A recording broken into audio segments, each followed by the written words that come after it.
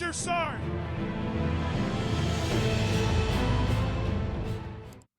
All right, welcome back to the Roger Sar'nt Podcast, and I am your host, Sergeant Cruz.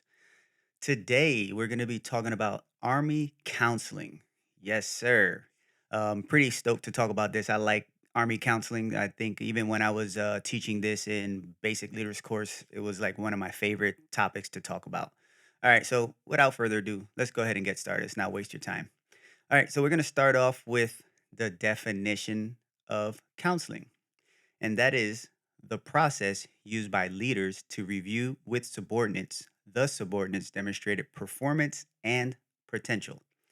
All that means is that if I, as a leader, if I am observing one of my troops, then I will observe them for a specific amount of time, typically 30 days, because we do monthly counseling, so typically 30 days.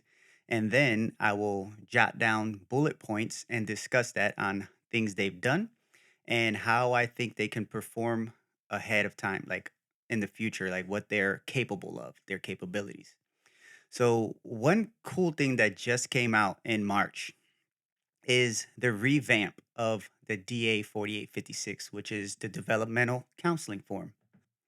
And this update, I mean, it's been over 40 years since since the counseling form has been updated. So this is huge on the in the army. And from what I see, I'm looking at it right now and I'm going to kind of like walk you guys through it. It still has four parts, right? It kind of looks like a an evaluation support form, if you will, like at least with the same guidelines.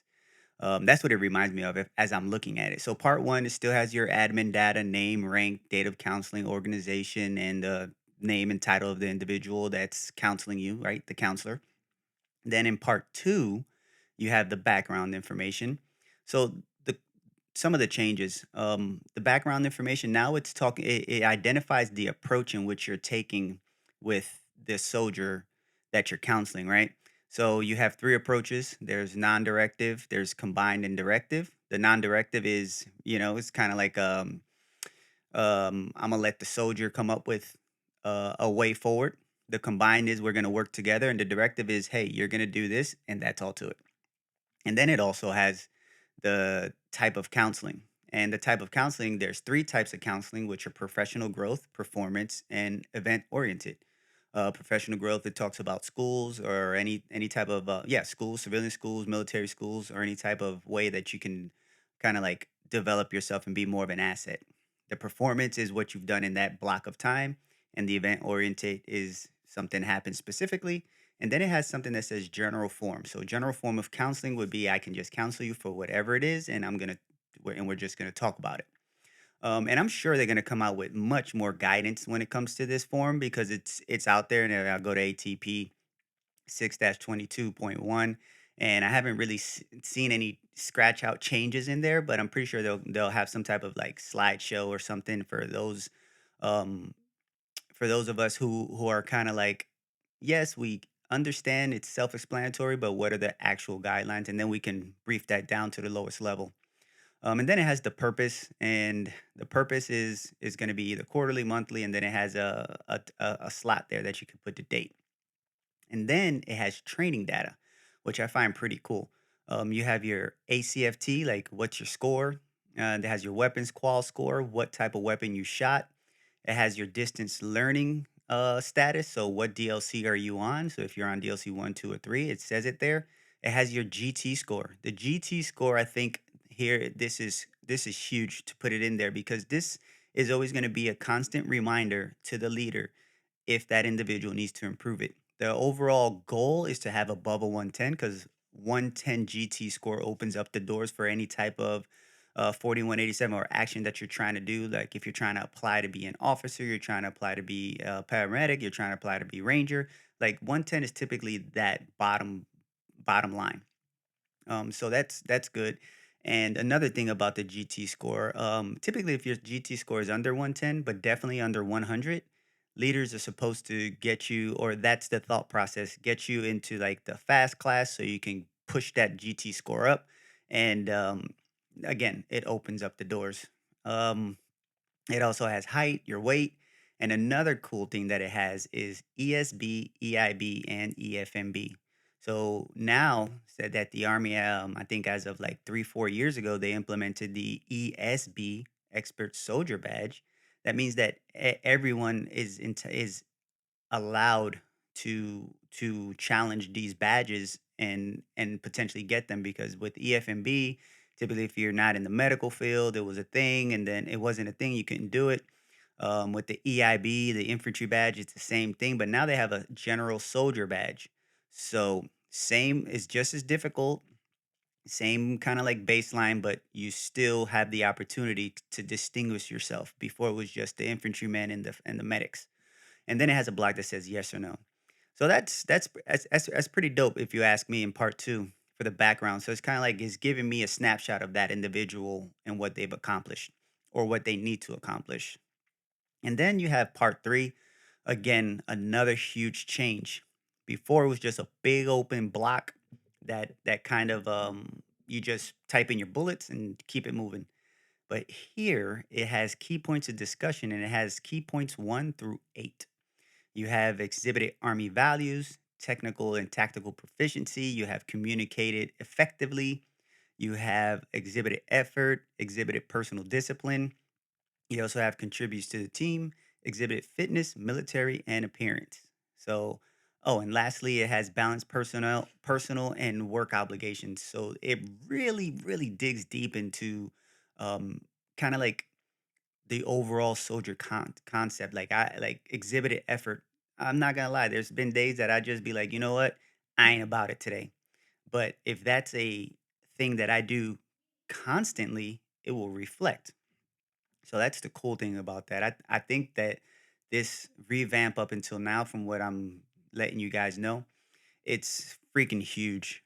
Communicated effectively. I mean, how many times do we talk about leaders or talk about soldiers that just don't communicate? You know, you get that late night text, or you don't get the text, or you get the text 20 minutes before that you got to be at a certain place or something like that. So this is all incumbent, contributes to team. I think that's huge because a lot of alienated followers and stuff like that. So this will kind of like mitigate a lot of these issues that we're having and be able to address them, specifically address them and make it better.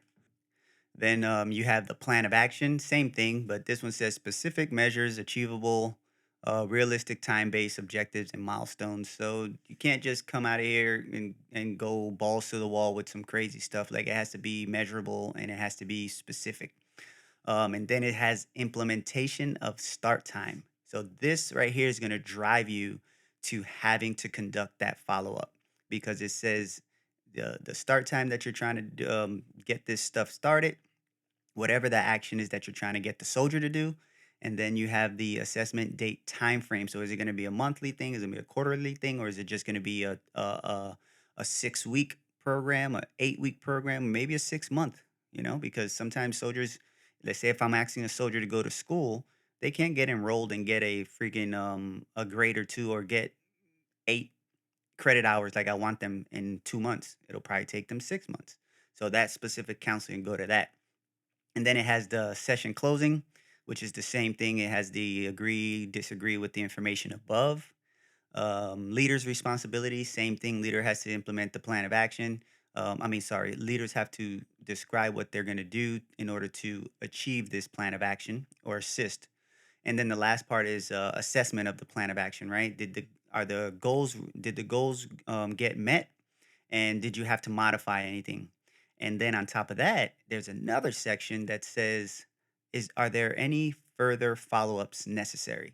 So this thing is huge. And then there's a last page that this is what we talked about, that we talk about before, like in session closing. In that area, the individual counsel, the person that's getting counseled, sometimes doesn't have enough space to kind of like fill that fill it up, or for their remarks there's not enough space, so they say, oh well, you can just get another page or put it on a memo and stuff like that. Well, there's a third page to avoid all of that, and then there's a date, and it'll have the soldier's information there. So uh, man, I think the Army hit the nail on the head this time. There are many things that I'm pretty sure you, as a soldier leader, or or just any individual that or a retiree that'd be like, you know what, the army's doing too much. But I think this one they did just enough and got it right. So yeah, I'm pretty stoked to do this. I can't wait to use my first counseling. All right, so next thing, so we know what counseling is. We're discussing the new DA 4856 that was launched in March of 2023 this year. And next, we're going to talk about let's talk about the characteristics of the counseling, right? Like things, what does the counselor have to be or understand in order to use this form properly and get a good outcome? There are five characteristics to a counseling, right?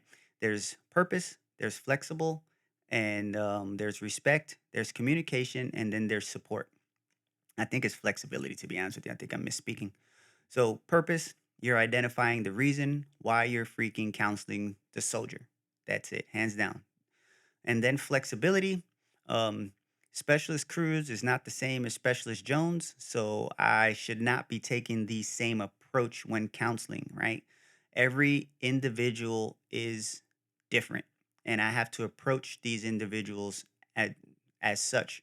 So I can't have a cookie cutter type of counseling process for everyone because not everyone responds the same, and that's just the bottom line. Respect, you gotta, I mean, you just gotta respect your soldiers. This is not something that you'd be like, well, you know what, soldier doesn't respect himself, so why should I respect them? Well, you should respect them because you're a freaking leader, and you're supposed to show them that they need to respect themselves and show them how to progress and show them how to project and be that soldier that just shows presence where when they walk in the door, right? That establishes themselves. So therefore, I think when you respect the soldier, you're gonna give them a lot more input, and you're gonna give them you're gonna go that extra mile. So every troop, every person in the world, believe it or not, they deserve some type of respect. But you definitely, as a leader, need to be respect your troops. So address them with respect. Communication. Make sure you're communicating with your troop, meaning that when you sit down and counsel, it's not a one way conversation.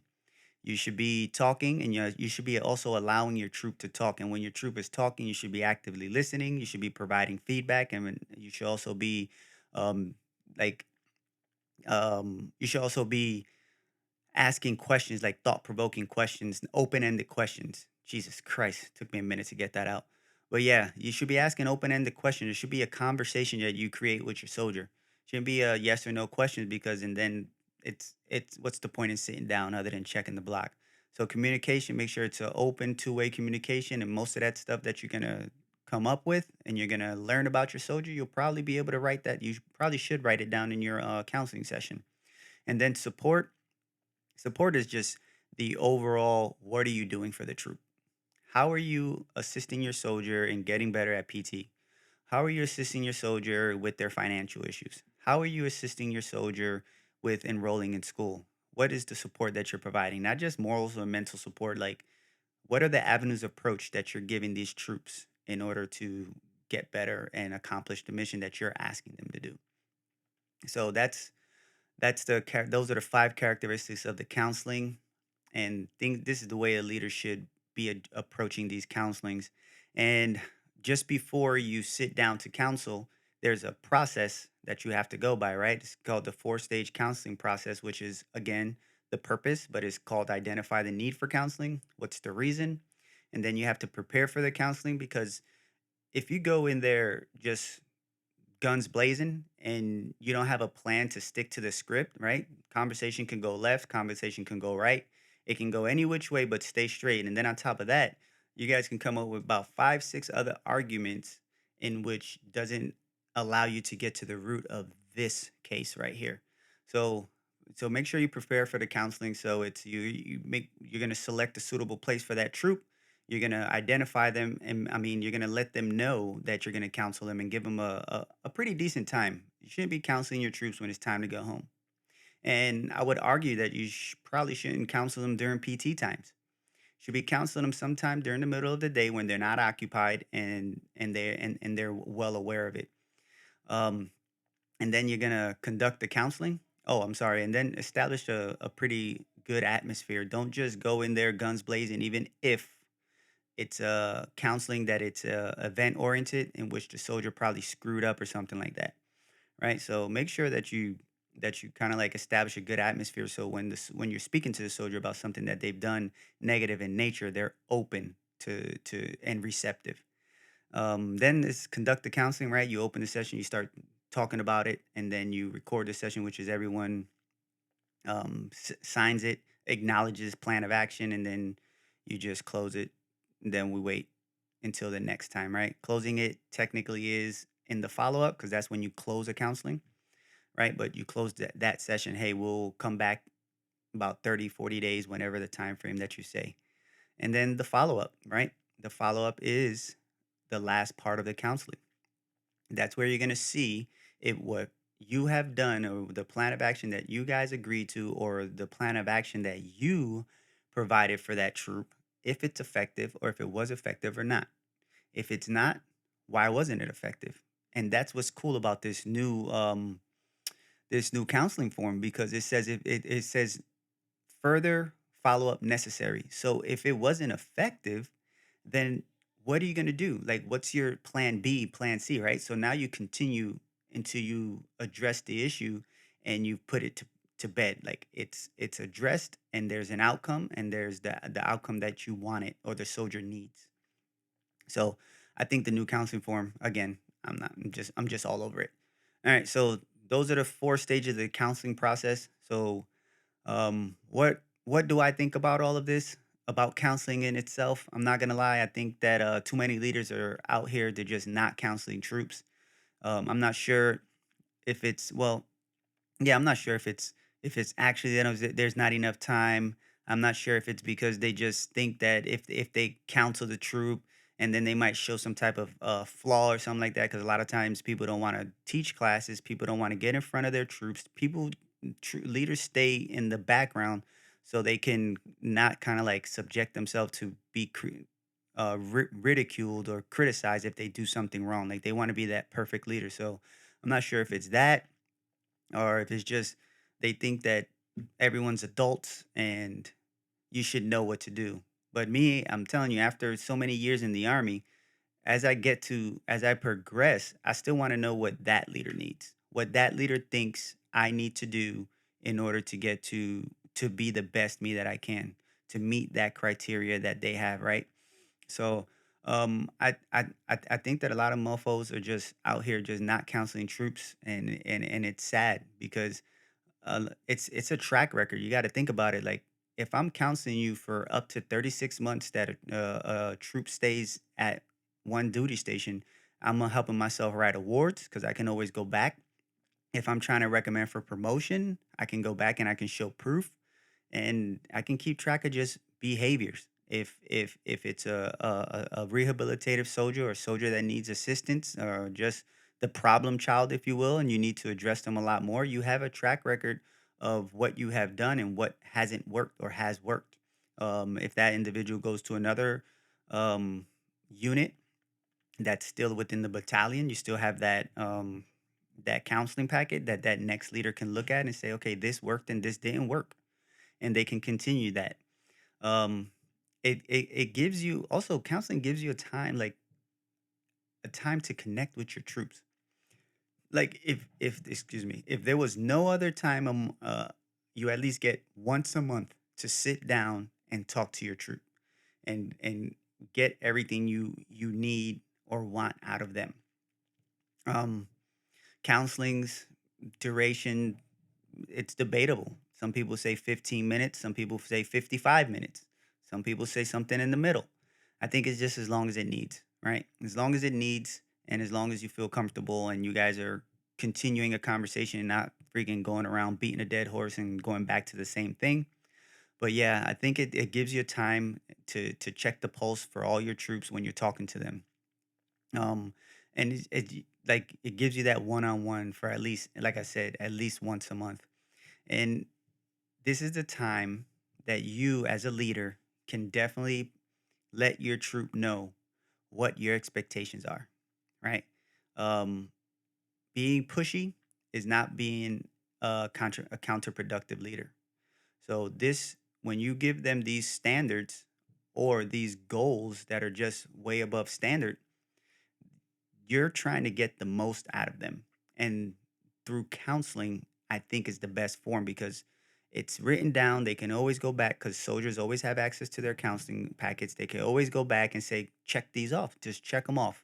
All right. So I enrolled in school. All right. So I gained 20 more points on my PT score. All right. So I increased by 5 on my weapons qual. Whatever it is that the expectation that the leader wants you to do, you can always have it there and you can provide it to them. And then on top of that, on the flip side, it provides the leader with what is it called? With with an insight on what the soldiers' goals are, right? Because at the end of the day, soldiers have goals too. Not everyone wants to be a ranger, but some of them want to be a sapper. Some of them may want to be a sniper. Some of them may want to go EFMB, ESB, EIB. Some of them want to go to school, PA, whatever route it is.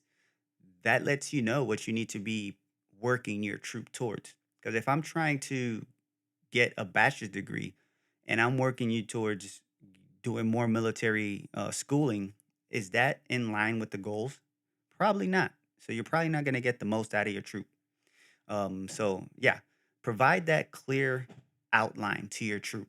You have to. And I think through counseling is the way we do it. That's it. And I'm sorry I got on one, guys, but yeah, that's what I think about counseling. So let me know what you guys think too. But I really like to thank you guys for joining me again on the Roger Sar'nt Podcast. You can find me on Facebook, Instagram, man, probably TikTok, YouTube. Like, subscribe, download, leave a review or comment. You can email me at rogersarnt@gmail.com. That's rogersarnt@gmail.com for any questions, comments, concerns, any ideas, subjects you want to cover. All right. So I appreciate you guys. Remember, you don't have to embrace the suck if you got the right tools in your ruck. I'm out. Roger Sar'nt.